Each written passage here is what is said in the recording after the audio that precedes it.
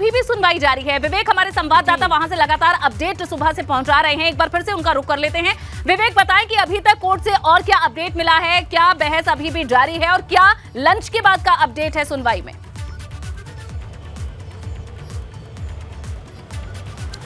बिल्कुल अनु, देखिए लंच के बाद आधा घंटा से ज़्यादा हो चुका है सुनवाई चलते हुए, और इसके लंच के पहले आधे घंटे जो समय था वो राज्य सरकार को अपना पक्ष रखने का समय दिया गया था। और अभी भी राज्य सरकार के जो अपर महाधिवक्ता हैं उनकी तरफ से, वीके शाही की तरफ से बात अपनी रखी जा रही है पटल पर, और लगातार सुनवाई चल रही है। इस दौरान कई बार तीखी बहस भी हुई, यानी जो मुख्य याचिकाकर्ता हैं उनके पक्ष की तरफ से और राज्य सरकार के तर्कों पर तीखी बहस भी हुई, जिस पर कोर्ट को कई बार हस्तक्षेप करना पड़ा।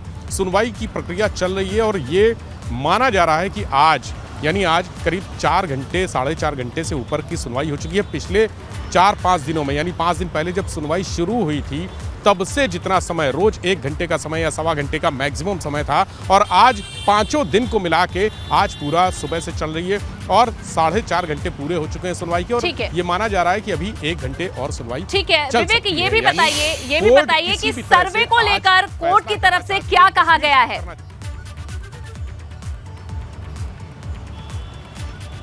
देखिए, जो ट्रिपल टेस्ट का होना है वो कोर्ट ने उसकी आवश्यकता को महसूस किया है, और इस बात को लेकर याची पक्ष से और राज्य सरकार से कई तर्क भी उनके सुने और अपनी बात भी रखी। और कोर्ट इस बात से, जैसे कि जो आयोग है, पिछड़ा वर्ग आयोग की बात कही जा रही है, चूंकि पिछड़ा वर्ग आयोग नहीं है इसलिए बैकवर्ड का जो रिजर्वेशन होना चाहिए वो रैंडम सर्वे के आधार पर किया गया, और रैंडम सर्वे को बहुत ज़्यादा प्रभावी या प्रामाणिक नहीं मान रही है कोर्ट। उनका कहना है कि जो बैकवर्ड जो कोटा है उसको तय करने के लिए पिछड़ा वर्ग आयोग ही होना चाहिए था, और आयोग नहीं है तो अब कमीशन बनेगा, कमीशन गठित किया जाएगा और वो कमीशन देखेगा कि क्या स्थिति बनती है।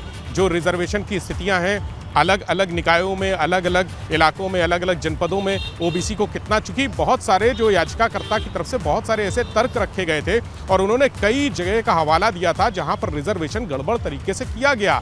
जो बैकवर्ड कास्ट है उसको रिजर्वेशन में बिल्कुल इग्नोर कर दिया गया। इस बात को जब कोर्ट ने सुना है तो ये कहा, उनकी ये मंशा है कि किसी न किसी तरह से इस मामले में जो ट्रिपल टेस्ट की आवश्यकता है वो होनी चाहिए, और उस ट्रिपल टेस्ट के लिए सबसे पहली ज़रूरत है आयोग का गठन करना, यानी एक कमीशन का गठन कर देना। वो कमीशन ये देखेगा कि अलग अलग निकायों में ओबीसी आरक्षण की क्या स्थिति है। उसके बाद जब वो अच्छी तरह से मुतमईन हो जाएगा फिर अपने रिकमेंडेशंस जारी करेगा, और उन रिकमेंडेशन के आधार पर अगला जो बैकवर्ड का आरक्षण का फार्मूला है वो तैयार होगा और वो राज्य सरकार को लागू करना पड़ेगा। ये लंबी प्रक्रिया है, इस प्रक्रिया में कई दिन का समय लग सकता है, महीने 2 महीने भी लग सकते हैं। तो ये प्रक्रिया ये इशारा कर रही है कि चुनाव अब आगे टल जाएगा, यानी जनवरी-फरवरी में तो होने की संभावना नजर नहीं आ रही है। और ये जो लंबा समय है ये लोगों के लिए, उन दावेदारों के लिए परेशानी खड़ी कर रहा है जो असमंजस में है इस समय कि आखिर ये जो पूरी प्रक्रिया है कितना समय लेगी और कब तक ये जो रोक लगी है ऐलान की चुनाव आयोग की तरफ से, आखिर वो जो चुनाव आयोग है कब तक अपनी फाइनल सूची जारी कर पाएगा ताकि वो भी अपनी तैयारियों में जुट सके।